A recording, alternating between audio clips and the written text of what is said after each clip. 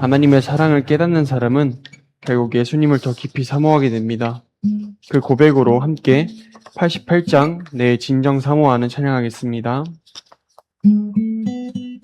내 진정 사모하는 친구가 되시는 구주 예수님은 아름다워라.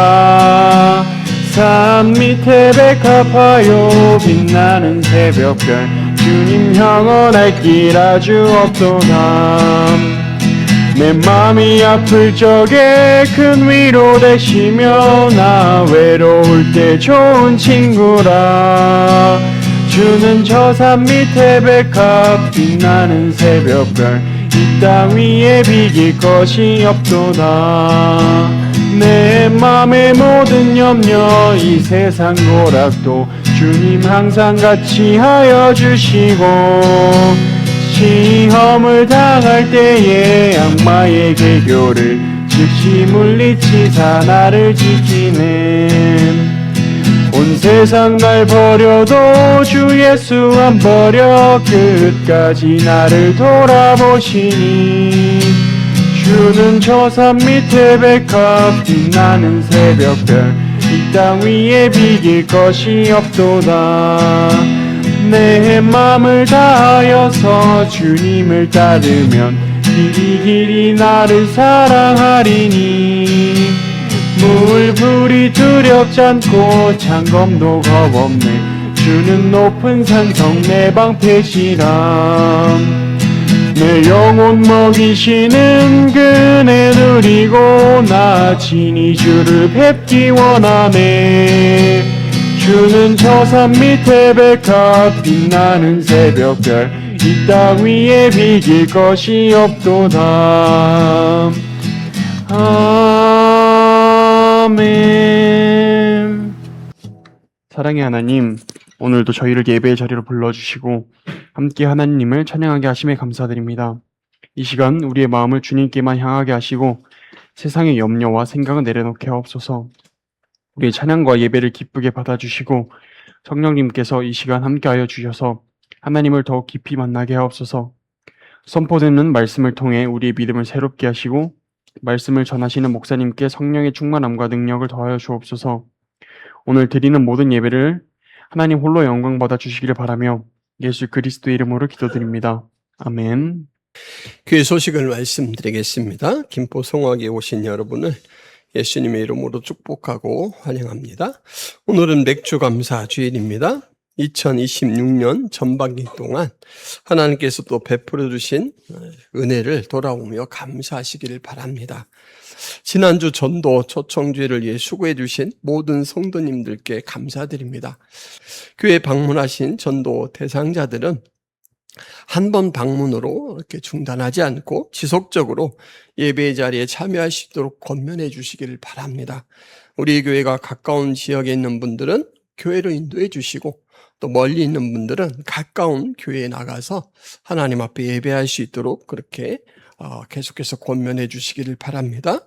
그리고 방문하지 못하신 대상자들은 언제든 기회를 만들어서 이 예배 자리에 복음을 듣는 자리에 초청해 주시기를 바랍니다. 영상을 올리기 위해서 편집을 하면서 저도 또 김경 목사님께서 전해주신 심판과 구원이라는 그 설교를 다시 듣게 될 때 참 은혜를 많이 받았습니다.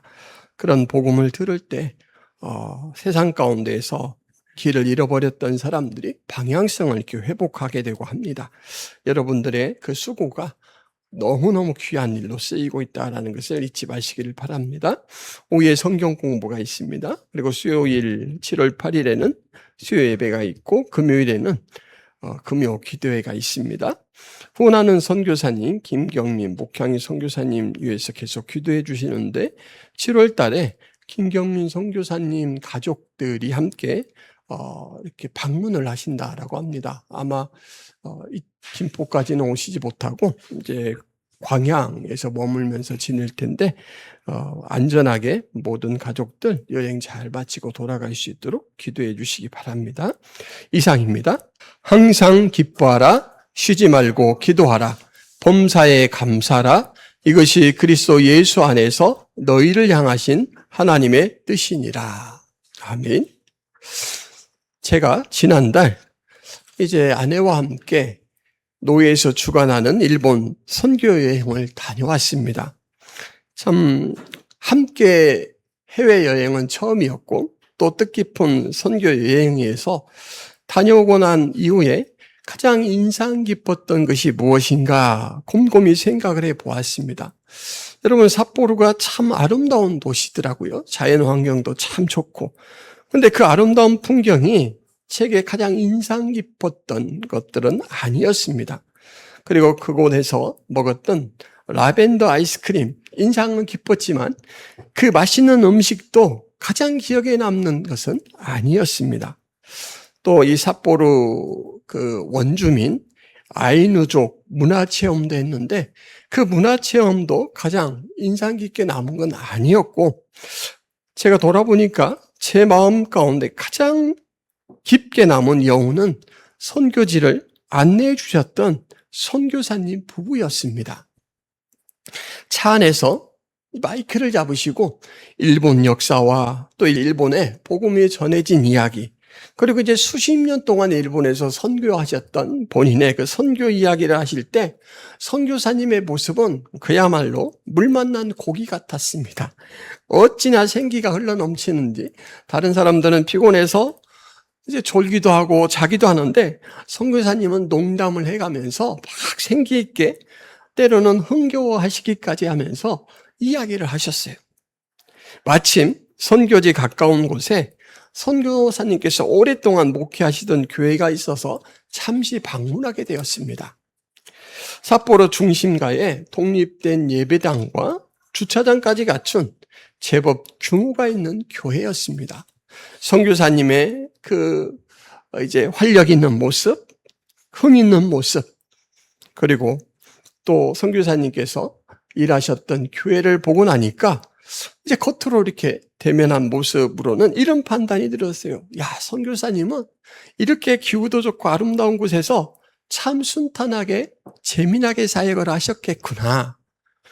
그런데 셋째 날 저녁에 선교사님 부부와 저희 부부가 함께 한자리에서 식사를 하게 되었습니다. 4명만 식사를 하면서 조금 더 깊이 이야기를 나눌 수 있게 되었고, 그간 선교사님께서 지내셨던 이 개인적인 깊은 이야기들을 들려주셨습니다.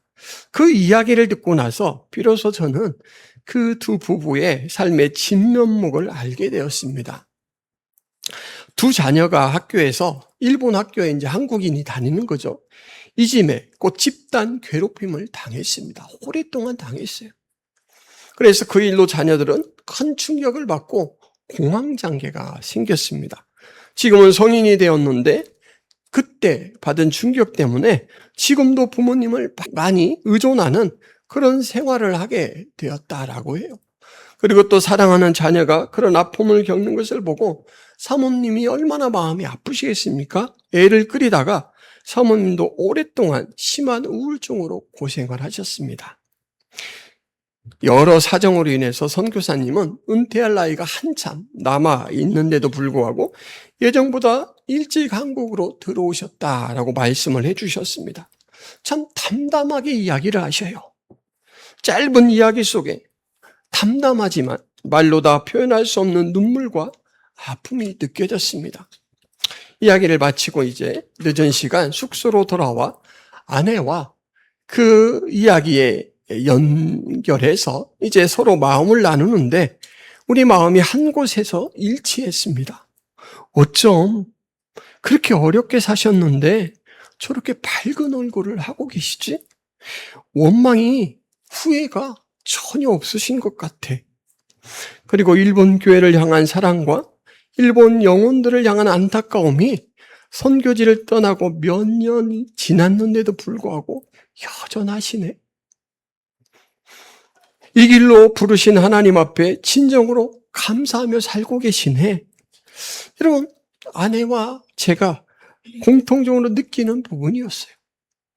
그날 저는 이 선교사님 부부와 깊은 이야기를 나누고 감사에 대해서 참 새로운 마음을 먹게 되었습니다. 감사는 상처가 없는 사람이 부르는 노래가 아니었습니다. 여러분, 감사는 여호와의 선하심을 맛보아하는 사람의 고백이었습니다. 시편 34편에는 이런 말씀이 있습니다. 너희는 여호와의 선하심을 맛보아 알지어다. 그에게 피하는 자는 복이 있도다. 너희 성도들아 여호와를 경외하라. 그를 경외하는 자에게는 부족함이 없도다. 여호와의 선하심을 맛보아 알지어다. 경험하라 라고 말합니다. 하나님은 인격체십니다. 우리도 인격체죠. 인격과 인격이 만날 때 서로를 알게 됩니다. 그걸 아는 사람이 자기의 삶으로 고백하는 것이 바로 감사, 반응이다라는 것이죠.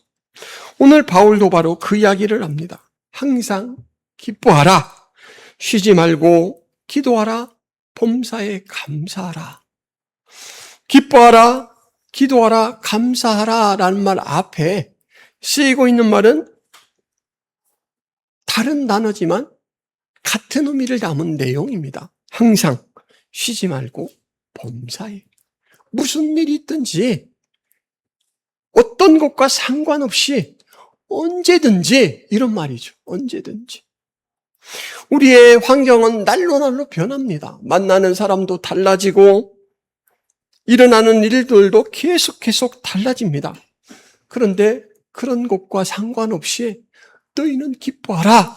너희는 기도하라. 너희는 감사하라. 권면이 아니고 명령입니다. 명령이에요. 여러분, 겉으로는 빛나고 단단해 보여도 속에는 고난의 생채기와 인내의 흔적들이 새겨져 있는 것이 우리 인생의 모습이죠. 말하자면 겉은 바삭한데 속은 촉촉한 것이 바로 인생입니다. 겉바 속촉. 이게 우리 인생이에요. 네, 여러분, 신앙생활도 크게 다르지 않습니다. 오히려 신앙생활에는 세상의 저항 때문에 상흔이 훨씬 많고 깊을 수 있습니다. 그러나 그리스도인과 일반 사람의 삶에는 결정적인 차이가 있습니다. 그리스도인의 생활 속에서는 늘 하나님을 향한 감사가 있습니다. 오늘 본문은 세 가지 명령, 이 주요 요소로 문장이 이루어져 있는데 여러분, 본문의 명령형 문체 때문에 반항하고 싶은 마음이 드는 사람이 있을 수 있습니다. 목사님, 감사가 마음대로 됩니까? 병원비가 쌓이고 자녀 문제가 생기고 사업이 어려운데 어떻게 감사합니까? 좋은 일이 생기면 자연스럽게 기뻐하고 형편이 좋아지면 감사가 절로 되지요. 그런데 골치 아픈 문제를 끌어안고 어떻게 마냥 기뻐하고 감사하며 지낼 수 있습니까? 여러분, 인과관계 법칙에 익숙한 우리들에게서 쉽게 나올 법한 반발입니다. 감정이 마음대로 됩니까, 목사님? 왜 명령형으로 얘기하세요? 목사님은 그렇게 됩니까? 이렇게 이제 반발을 하겠죠. 여러분, 데살로니가 교회 형편이 이런 불만을 제기하기에 딱 맞는 상황이었습니다. 바울이 2차 전도 여행 때 개척한 이 데살로니가 교회는 혹독한 어려움을 겪고 있었습니다. 경제적으로 힘이 들었고 사회적으로는 배척을 받고 유대인들의 핍박에 시달립니다. 그리고 예수님의 재림에 대해서 성도들 간의 생각이 다 달라요.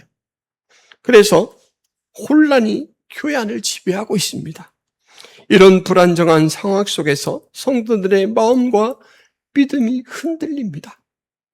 바울은 평생 독신으로 살고 오직 에너지를 복음을 전하고 교회를 세우는 일에 진력한 사람이죠.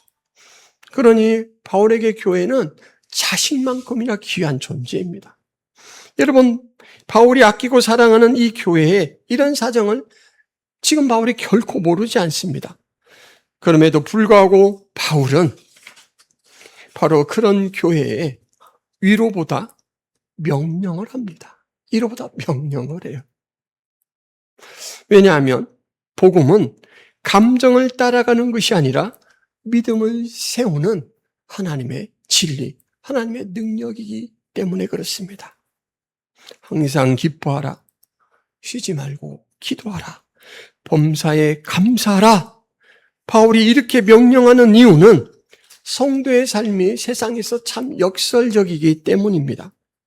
성도는 여러분 빵으로만 사는 존재가 아닙니다. 신명기 8장 3절 말씀, 너를 낮추시며 너를 줄이게 하시며 또 너도 알지 못하며 내 조상들도 알지 못하던 만나를 내게 먹이신 것은 사람이 떡으로만 사는 것이 아니요 여호와의 입에서 나오는 모든 말씀으로 사는 줄을 내가 알게 하려 하심이니라.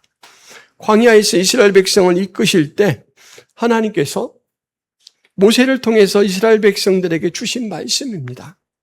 너를 낮추시며 너를 줄이게 하시며 하나님께서 고난의 연단 속으로 끌고 들어가셔요. 그리고 이제 너도 알지 못하고 조상들도 알지 못하던 만나 하늘의 양식을 내려 먹게 한다라고 해요. 형편을 나쁘게 처하게도 만들고 하나님께서 형편을 좋게 바꾸시기도 하시는데 그렇게 연단하는 이유는 알으라라는 것입니다. 알으라. 네가 어떤 존재인 줄 알으라. 너는 생존만 목표하고 사는 존재가 아니라 하나님의 말씀을 생명청으로 받던 영적 존재다라는 거죠. 여러분, 떡은 생존을 위한 기본 육신의 양식이라면 하나님의 말씀은 영적 생명과 방향을 주시는 양식입니다.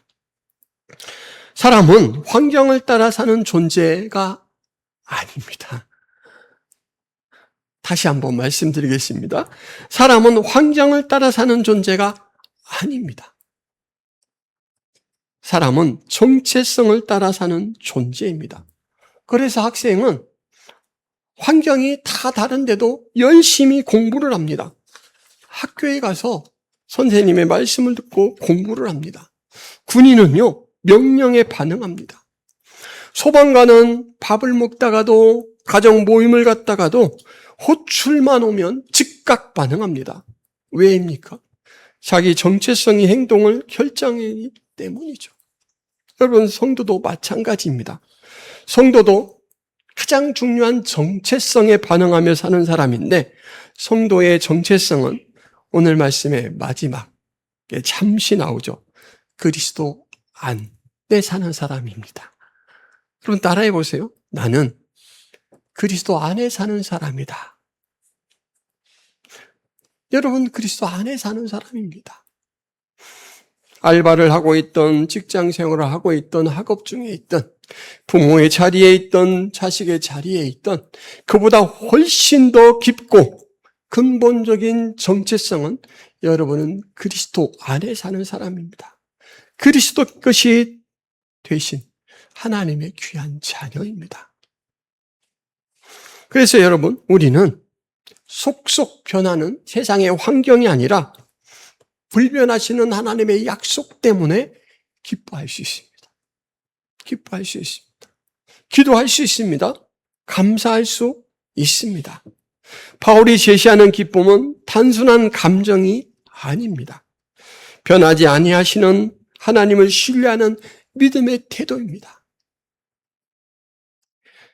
세상이 절로 돌아가는 것 같아도 세상을 주관하시는 분이 하나님이시다. 그 사실을 믿는다면 모든 상황 속에서 너는 세상을 주관하시는 하나님을 보고 기뻐할 수 있다. 기뻐하라. 기뻐하라라는 명령은 그래서 모든 환경을 뚫고 하나님을 주목해 보라라는 말입니다. 하나님을 찾느냐? 그렇다면 너는 안도감을 얻을 것이다. 안정감을 찾을 것이다. 불안하냐? 환경을 투시하고 그 속에 역사하시는 하나님을 보아라라는 것이죠. 세상에 사는 우리도 똑같이 세상 사람들처럼 흔들립니다. 우리의 형편이 흔들리고 감정도 흔들리고 계획도 흔들립니다. 그러나 우리를 붙드시는 하나님은 절대 흔들리지 않습니다.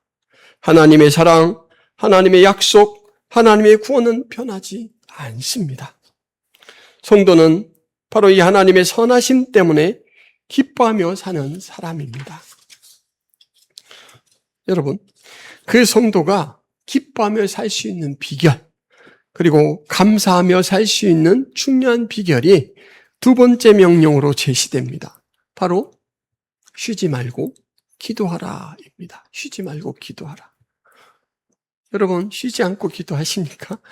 그럼 하루 종일 중얼중얼 하면서 다녀야 돼요? 그럼 사람들이 이상하게 봐요. 피합니다. 여기서 쉬지 말고라는 말은 단 한순간도 멈추지 않고라는 말이 아닙니다. 여러분, 감기에 걸리면 그 재채기를 우리가 간헐적으로 나오지만 안 할 수가 없죠. 그렇게 하라라는 거예요. 하나님을 잊지 않고 하나님과의 관계를 의식하면서 종일 보내는 것, 이것이 쉬지 않고 기도하는 모습입니다. 기도는 문제를 해결하는 기술이 아니고 하나님과 연결되어 하나님과 함께 하는 생명의 호흡입니다. 그래서 기도가 끊기면 우리에게 어려움이 생기게 됩니다. 하나님보다 문제가 크게 보입니다. 여러분, 사람은 자기가 바라보는 대상을 통해서 세상을 보게 되고 힘을 얻죠. 어린아이들 한번 보시기 바랍니다. 자기가 참 힘이 있고 이렇게 자기를 너무너무 사랑해주고 보호해준다라는 대상이 함께하면 기가 살아납니다. 여러분, 우리 규민이가 지난주에도 아빠랑 교회 출석을 했잖아요. 규민이가 아빠랑 올 때는 이 교회에서 제일 대장입니다. 그리고 그 긴 예배 시간에 이 자리에서 아빠랑 다 예배를 드렸어요. 강아지들도 보면 주인이 함께 한 자리에서는 크고 무서워 보이는 개한테도 막 덤빕니다. 여러분, 기도하면서 하나님 편에 선 자는 하나님의 관점으로 세상을 봅니다. 그래서 어려운 형편 속에서도 감사의 제목들을 발견해요. 기뻐해야 될 일들을 봅니다. 환경을 누르고 이깁니다. 그러나 기도가 약해지면 문제가 하나님보다 크게 보입니다. 그럴 때는 이제 불평이 생겨요. 아이고, 나는 왜 맨날 이래? 이런 일부터 나오죠. 하나님은 나를 조금만 사랑하시나 봐. 이렇게 되죠. 기도는 여러분, 우리의 관점을 세상에서 하늘의 관점으로 옮기는 중요한 방법입니다. 하나님께서 주신 은혜의 중요한 방편이다라는 것이죠. 그래서 늘 기도하는 사람은 세상을 이기며 살아갈 수가 있습니다. 여러분, 범사에 감사하라라는 말씀도 우리가 좀 분별을 해야 되는데 모든 일이 좋다라는 말이 아닙니다. 모든 일 가운데 하나님이 함께 하신다는 믿음으로 살라라는 거예요. 될 수 있으면 피했으면 싶은 일들은 피할 기회가 있으면 피하는 게 좋죠, 여러분. 고난이 얼마나 어렵고 힘듭니까? 그러나 굳이 그 고난 속에 살아가야 된다면 고난에 함몰되지 마시고 고난 가운데서도 여러분을 붙들고 여전히 선한 계획을 이루시는 하나님, 그 일하심 주목하시길 바랍니다. 모든 일 가운데 하나님이 함께 하신다라는 이 믿음이 생길 때 감사는 현실을 부정하는 모습이 아니라 현실보다 크신 하나님을 인정한 모습, 고백으로 나옵니다. 나의 하나님. 이 또한 지나갈 터인데 이 지나가는 시기에 원망하지 않게 해주옵소서. 믿음이 약해지지 않게 해주옵소서. 그러면서 가는 거죠. 여러분, 제가 주기철 목사님 말씀을 몇 번 드렸습니다. 주기철 목사님이 순교자로 우리에게 이렇게 전해지는데 주기철 목사님은 한 번 끌려가서 순교를 당한 게 아니었다라고 했죠. 한 3번 정도 풀려났다가 다시 끌려갔다. 그렇게 이제 3번째 끌려갔을 때 순교를 당하셨어요. 근데 여러분, 끌려가서 잘 대접해 줬겠습니까? 얼마나 고문하고 신사참배를 하도록. 왜냐하면 목사님을 꺾어야 교인들이 같이 꺾일 거니까 얼마나 고통을 줬겠습니까? 주기철 목사님의 따님께서 써놓은 글에 보면 주기철 목사님이 아침 식사를 하시는 중에 일본 순사가 방문했다라고 합니다. 마지막 잡혀가실 때. 그때 주기철 목사님이 자신도 모르게 숟가락을 떨어뜨렸대요. 손을 부들부들 떨면서. 순사가 왔다라는 그 사실은 뒤에 어떤 일이 벌어질 것 이제 경험을 통해 다 알잖아요. 몸이 먼저 반응하는 거예요. 얼굴은 하얗게 질리고 손은 부들부들 떨던 그 목사님이 잠시 후 정신을 차리고 순사들에게 부탁을 합니다. 네, 잠깐 뒷텐마루에 가서 기도 좀 하고 같이 가면 안 되겠습니까? 주기철 목사님이 그 텐마루에 가서 기도를 하시고 이제 순사를 따라가서 순교를 당하셨어요. 여러분, 성도의 삶이 이런 것입니다. 감당할 수 없는 그런 고난이 찾아와요. 혼자는 넘을 수 없어요. 근데 하나님을 의식하면서 하나님께 내 삶에, 내 생명을 맡길 때 그 속에서도 하나님의 자녀로 살아갈 수 있고 마지막을 보낼 수 있는 것이죠. 하나님께서 나의 죽음 가운데도 함께 하신다. 내 죽음을 통해서 이루고자 하시는 뜻이 있다.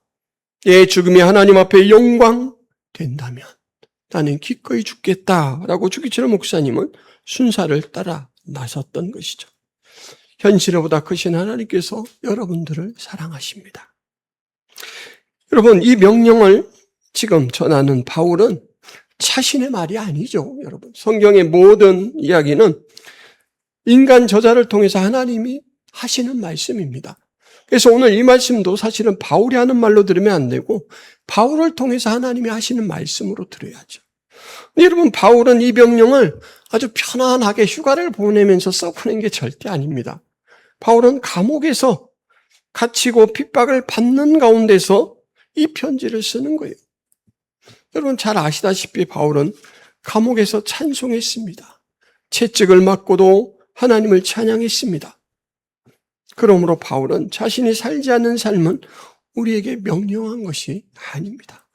자신을 살짝 빠지고 어여가 하고 우리를 밀어넣는 것이 아니에요.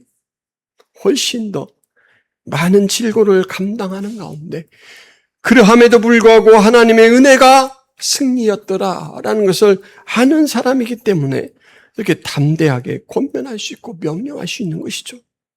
오늘 우리의 문제는 감사할 것이 없는 것이 아니라 감사를 발견하는 눈이 흐려진 데 있습니다.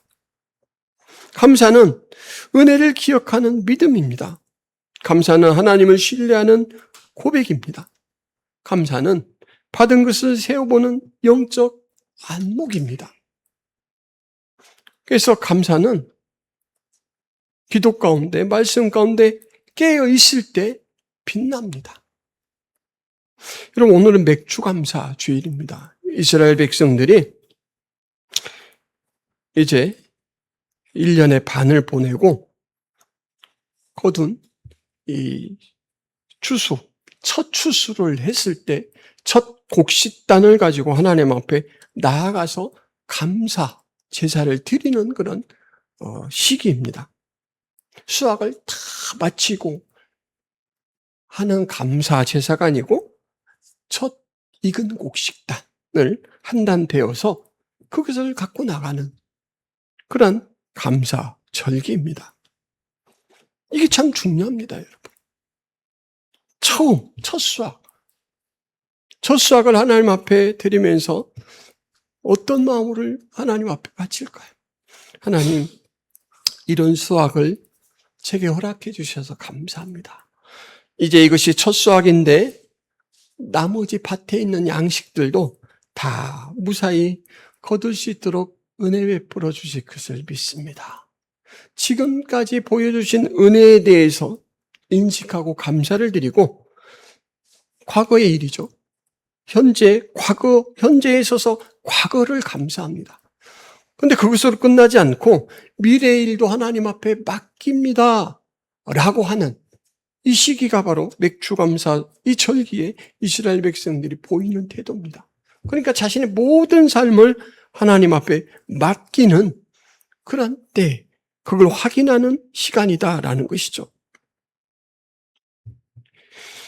맥주 감사의 주일, 첫 열매를 하나님 앞에 드릴 때 여기까지도 하나님이 하셨고 앞으로도 하나님이 하실 것을 믿습니다 라는 고백으로 그렇게 드린다라는 것이죠. 여러분은 무엇을 감사하시겠습니까? 무엇을 감사하시겠습니까? 하나님이 나에게 주신 은혜, 우리 교회에 주신 은혜, 우리가 당장 지난주를 돌아보면 감사할 것들이 많이 기억이 남죠. 아까 말씀드렸듯이 제가 설교 편집을 하면서 참 은혜를 많이 받았어요. 김기영 목사님께서 심판과 구원에 대해서 말씀을 해주시면서 여러분, 교회에서 들을 말은 이것입니다. 몇 번이나 강조를 하시더라고요. 초신자든 이미 오랜 신앙생활을 하셨던 사람이든 누구나에게 선포하시는 말씀인데 교회의 본질은 심판과 구원을 전하는 것이다. 이것을 확인하시더라고요. 여러분, 하나님이 사랑하십니다. 하나님이 기다리셨습니다. 이걸로 그치지 않고 한 번 다녀가고 끝날 수 있는 그분들에게 교회가 줄 수 있는 최고의 메시지를 김기영 목사님이 준비하셨습니다. 아내가 뭐라고 이야기하냐면 설교를 듣고 나서 설교를 이만큼 준비하시는데 줄여서 마치 시 한 편을 써놓으신 것 같다. 시 한 편을 선포하듯이 내놓으신 것 같다. 더 이상 줄일 수 없는 만큼 엑기스 있는 메시지로 전해주신 것 같다. 제 마음에 동의가 됐습니다. 정말 그렇게 오랫동안 기도하면서 준비해 주신 이 복음의 메시지를 전해주셨어요. 너무 감사했습니다. 여러분, 그런가 하면 주표영 장로님은 기도와 또 간증하시고 찬양도 해주셨는데 주표영 장로님이 해주신 간증 내용 여러분 기억하시죠? 아들이 죽고 신앙생활 하던 아들이 죽고 아들의 죽음이 너무 원망스러워서 목사님 멱살을 잡았던 그 아버지가 어느 날 주의 뒷자리에서 눈물을 흘리며 앉아있다가 목사님, 내 아들이 믿었던 예수님을 이제는 내가 믿어보렵니다 하고 믿음의 길로 들어섰다라는 실화를 전해주셨습니다. 여러분, 주표영 장로님 우리 교회를 위해서 얼마나 기도하는지 모릅니다. 오랜만에 만나면 주표영 장로님은 받았던 여러분 한 사람 한 사람의 기도를 제게 확인해요. 이건 어떻게 됐어요? 이것은 어떻게 됐어요? 그런 분이 교회를 섬겨주시려고 또 강동구에서 달려오셔서 그렇게 기도도 담당해 주시고 뜻깊은 간증도 나눠주셨습니다. 참 사랑받는 교회고 사랑받는 성도들이다. 마찬가지로 저도 참 분에게 온 사랑을 받는 목사구나 라는 생각을 하면서 감사했습니다. 그리고 또 거기에 다녀가신 복음을 꼭 드려야 될 전도 대상자들이 오셔서 또 복음을 드렸잖아요. 가깝게는 그런 일들. 저는 지난 주간에는 또 딸아이의 수술이 잘 진행된 부분도 참 감사하게 되었습니다. 이렇게 여러분, 우리는 은혜로 깨어 있을 때는 감사의 그러한 사건들, 내용들이 막 발견돼요. 주체할 수 없게 막 발견돼요. 그래서 나중에는 울다가 찬양을 하게 되죠. 그 기쁘신 사랑, 지금까지 지내온 것 하나님의 은혜다 라고 그렇게 찬양하게 되죠. 근데 여러분, 그런 하나하나의 사건들로도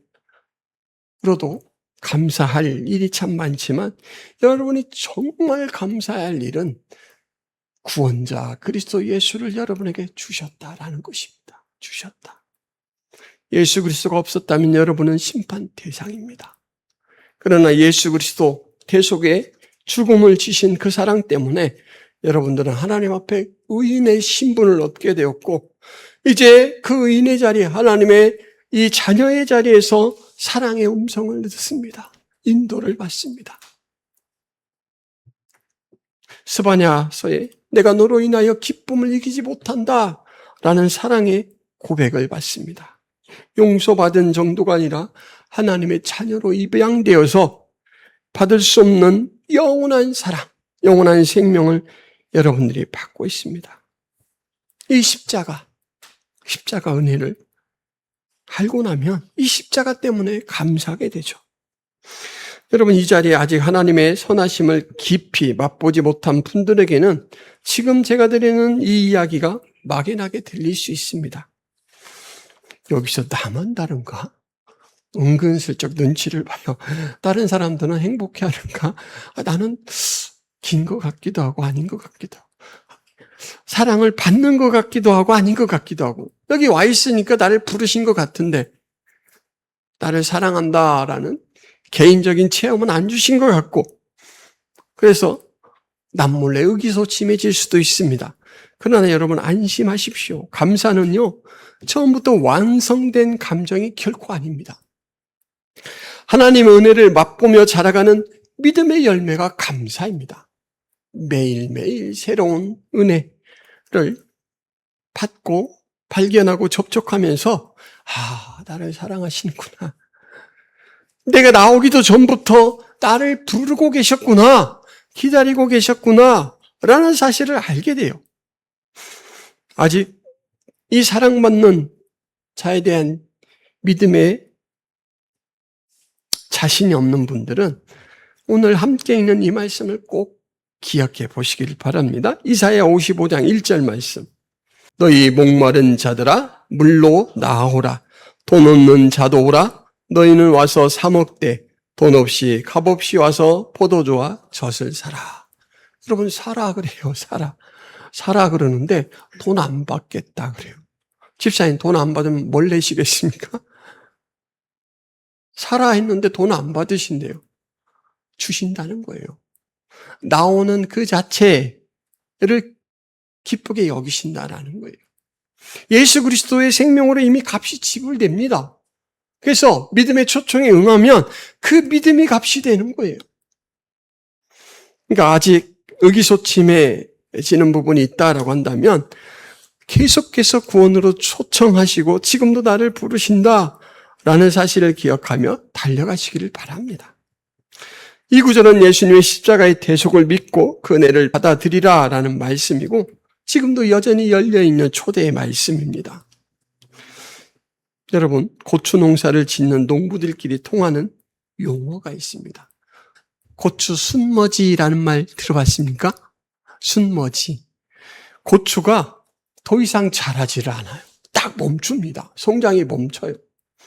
영양 성장이 멈추고 또 생식 성장도 멈춰버립니다. 그래서 고추 이제 꽃이 펴서 이렇게 열매가 되잖아요. 손가락 마디 정도 되는 열매들은 붙어 있는데 그 아래 것들은 다 떨어져 버립니다. 그래서 쑥 쏟아져 버려요. 그러면 이제 이 일을 처음 겪는 사람은 당황하죠.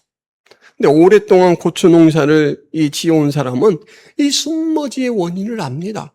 고온 다습한 환경이나 인산 칼리 같은 영양 부족 상태에서 이 고추가 나 죽겠네 하고 이제 표현하는 그런 방법입니다. 혹시 오늘 내 신앙도 순머지가 온 것은 아닐까 돌아보시기를 바랍니다. 오랫동안 신앙생활을 해왔는데도 불구하고 여호와의 선하심을 맛보아 아는데도 불구하고 자꾸만 나는 감사가 한 박자 늦다. 감사보다는 다른 것들에 대해서 자꾸 마음이 쓸린다. 그렇다면 순머지가 온 거 아닐까? 지혜로운 농부는 이 순머지를 푸는 방법을 알고 있습니다. 여러분, 비결을 알려드리겠습니다. 통풍을 잘 시킵니다. 밑에 있는 이제 불필요한 가지나 잎들을 따서 밑에 바람이 잘 통하게 해서 고추에게 숨을 쉬도록 해주고 배수 관리를 잘 해줍니다. 그리고 추비로 아까 부족한 인산, 칼리 같은 이 비료들을 줘서 이렇게 고추에게 힘을 붙돋아 주면 이 순머지가 풀립니다. 영혼의 순머지는 감사가 멈추고 기도가 식고 기쁨이 사라질 때 찾아옵니다. 여러분, 성도의 영적 순머지를 푸는 가장 핵심 비결은 오늘 제시하고 있는 기도입니다. 기도입니다. 다시 기도하는 것, 다시 찬양하는 것, 다시 감사를 시작하는 것, 감사를 찾는 것, 이것이 바로 지혜롭게 영적 순모지를 푸는 방법입니다. 사랑하는 성도 여러분, 오늘 하나님은 우리에게 세 가지를 말씀하십니다. 항상 기뻐하십시오. 쉬지 말고 기도하십시오. 범사에 감사하십시오. 이것이 그리스도 예수 안에서 우리를 향하신 하나님의 뜻입니다. 오늘 맥주감사 주일을 계기로 나는 정체성을 따라가는 사람인데, 따라 사는 사람인데, 그리스도 안에 있는 존재가 바로 나의 제1번 정체성이다. 이것을 확인시켜드렸습니다. 여러분, 그 은혜, 그 기쁨으로 사시는 여러분들이 되기를 바랍니다. 기도하겠습니다. 하나님 아버지, 맥주감사 주일을 통하여 그리스도 안에 사는 존재로서 어떠한 태도로 이 세상을 살아가야 될지 한번 다시 믿음의 말씀으로 점검해 보았습니다. 환경의 변화 속에서 표류하는 사람이 아니라 불변하시는 하나님, 그분이 제시하신 약속, 주시는 사랑, 그가 이루신 구원을 붙들고 감사 찬송하며 매 순간 교통하는 기도 가운데 살아가는 모습이 바로 우리가 추구해야 될 삶인 것을 알았습니다. 바울을 통하여 명령으로 저희에게 말씀하시는 이 하나님의 음성을 듣게 하여 주옵소서. 영적 순모지를 맞이한 사람이 있다면 다시 기뻐하고 다시 기도하고 다시 감사하는 모습으로 영적 순모지를 풀고 하나님, 이 믿음의 윤택함이 삶의 풍요로움으로 드러나게 하여 주옵소서. 우리 언어 활동이 하나님 선한 그런 말로서 또 섬기고 봉사하는 그런 태도로서 이 영적 풍요로움이 드러날 수 있도록 도와주옵소서. 예수 그리스도의 이름으로 기도드리옵나이다. 아멘. 456장 1절 찬양하시면서 준비된 헌금 봉헌하겠습니다.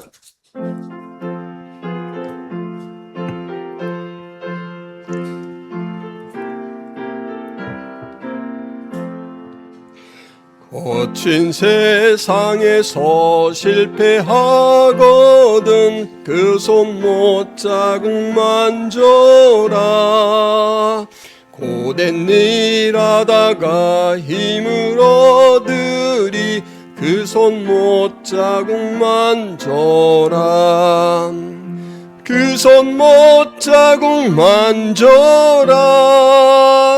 그 손 못 자국 만져라. 주가 널 지키며 인도하시리. 그 손 못 자국 만져라.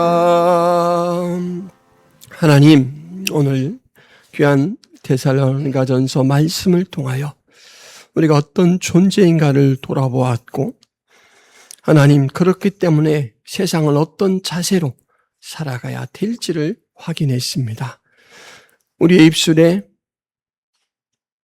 찬양이 마르지 않도록 도와주옵소서. 쉬지 않고 기도가 나오게 하여 주옵시고, 발견하는 감사의 그러한 제목들로 늘 하나님 앞에 감사의 고백을 드릴 수 있도록 도와주옵소서. 이러한 은혜가 우리의 삶의 영적 풍요로움으로 기쁨으로 드러날 수 있도록 도와주옵소서. 오늘도 우리의 필요를 미리 하시고 선한 손길로 공급하시는 하나님 아버지, 하나님 앞에 물질의 일부를 드리며 우리가 하나님의 힘으로 살아가고 있음을 고백합니다. 선한 정직으로 모든 삶의 요소를 통하여 하나님 앞에 영광 돌리기를 소원하는 사랑하는 자녀들의 이 기도를 들어 주옵소서. 바치는 마음과 손길을 축복하시고 늘 하늘의 공급 속에 살아가게 하여 주옵소서. 윤택함을 가지고 살게 하여 주옵소서. 예수 그리스도의 이름으로 기도드리옵나이다. 아멘.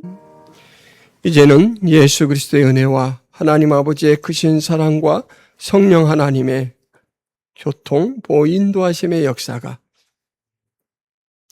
맥주감사 주일을 통하여 어떤 정체성으로 하나님과 교통하며 영광 돌리며 감사하며 살아갈 건지를 확인하고 그러한 삶을 다짐하는 주의 모든 백성들 머리 위에 교회 위에 가정 위에 영원토록 함께 있을지어다. 아멘.